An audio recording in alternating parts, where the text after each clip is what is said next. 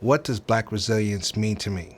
So imagine you had a product that could be sold to millions of people and you couldn't earn a patent simply because you were Black. When I think about Black resilience, I think of my great-great-grandfather, Henry Boyd, is the epitome of Black resilience.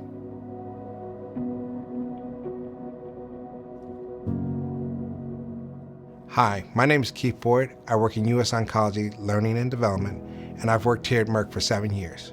So before the great Madam C.J. Walker became the first Black millionaire in the early 1900s for making hair and beauty products, there was my great-great-grandfather, Henry Boyd, who was arguably the most successful entrepreneur of the 1800s. But in order to tell you his story, I need to go back a little bit further.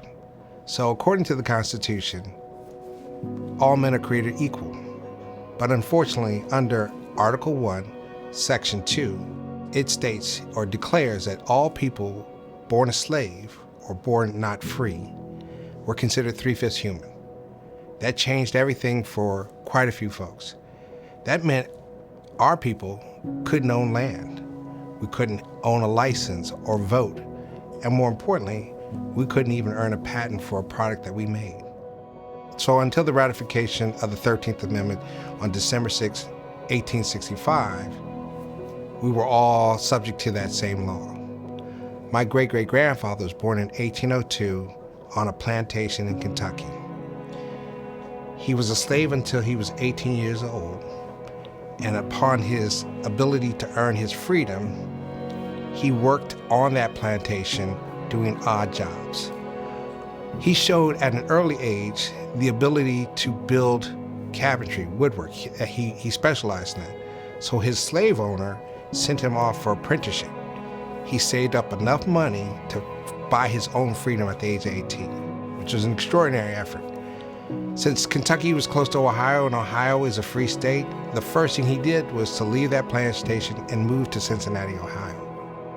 He ended up getting a job as a janitor at a general store. And one day, a drunken white man came into the store, almost destroyed the whole front store. So in order to protect his employer from would-be customers, he invented what we now call a countertop. It separated the business from the employees or the customers.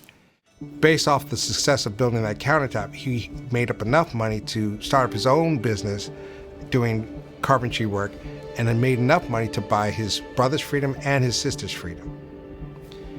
He became so successful, they had 4 locations plus a showroom. And in 1830, he wanted to do something that had not been done before. And his greatest invention was the modern day bed.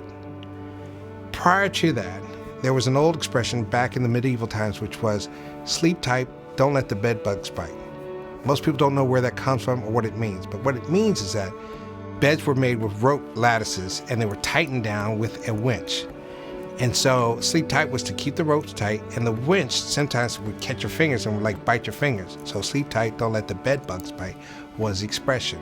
With his design, he decided to create wooden lattices and with a right and left wooden screw to tighten it, and it made the bed frame sturdier and stronger. So you could put a thatch mattress on it or a mattress that was stuffed with feathers. So by 1833, and not being able to get a patent, he hired a white employee by the name of Gregory Porter. Gregory Porter then got a patent because my great-great-grandfather, being born a slave, was not allowed to then get a patent. They worked together. And I would dare say that my great-great-grandfather truly embraced DE&I because he hired 50 employees at any given point of all races because he understood the power of diversity. At the height of his success, his company would produce over 1,000 beds that were sold to local hotels and to very wealthy individuals. But what's interesting is that the Klan burnt down his factory. He built it again. The Klan burned it down again. He built it again. Third time they burned it down, the insurance companies said, we can't support this, but he was already ready to retire. But to me, that shows in the face of true racism, he was able to resist that and be successful. Because he couldn't get a patent, he had to figure out a way to make sure that he left his mark on all his work. So if you go to the Smithsonian's National Museum of African American History, on the 3rd floor, there is one of his beds that has been kept in pristine condition. And on the bedpost itself will be a stamp that says H. Boyd Company. And he did that on every bed that went out of his factory to ensure, because keep in mind, there were people that were copying his design. He didn't have a patent. His partner had to have the patent because his partner was white. But he wanted to make sure, for his family's sake, for history's sake, that his name lived on. It is a true testament of that resilience. If one path is shut down, you find another path to get around it to be successful. The 1830s all the way up to the emancipation of our people, he was a very active player on the Underground Railroad and was known as a supporter of the abolitionists in Cincinnati, Ohio. And so he constructed a secret room in his house that could hold up to 5 people at any given point, that for those slaves that had made their way across the Ohio River, that was the first stop that they went to, the place that they could hide out. You have to keep in mind, during that time, slave catchers would also cross over those lines to go catch those that had run away for freedom. So he played an active role. He was so successful at this that he was often confused with Levi Coffin, who was sort of the head or the main person on the conductor, because so many of our people would go through his house first. So he fed them and he clothed them and he made sure that they had a way to go on to the next phase of their journey. Our history was not known to us readily. I wasn't the type of kid that grew up understanding or knowing this story. So when the Smithsonian was building that structure, my father had received a call from the Smithsonian asking questions about his great-grandfather. But one day, when that museum was finally open, I took my entire family to take a visit to see it, just like so many countless millions of people that have seen it. And my wife goes around the corner and she says, "Hey, Keith, it says Henry Boyd bed." And I was like, what are you talking about? I walk around, and to my surprise, right there was an exhibit of his bed and a write-up of his life, which prompted me to get on the cell phone and call my dad, and he was like, "Well, of course I told you, that's our history." But that started my journey of understanding my history, to really do the research, to understand where we come from, what we have done.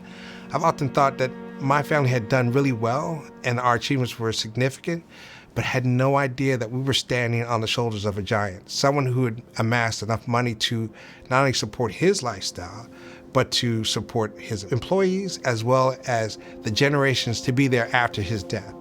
So my great uncle is the first black lawyer in Colorado. My grandfather was a director of the Urban League, the National Negro Urban League.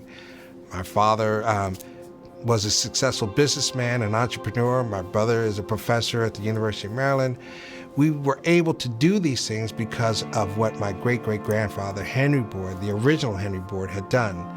And it's also been able to pass on to my children. In fact, one of my children, his middle name is Henry, so that makes him Cole Henry Boyd.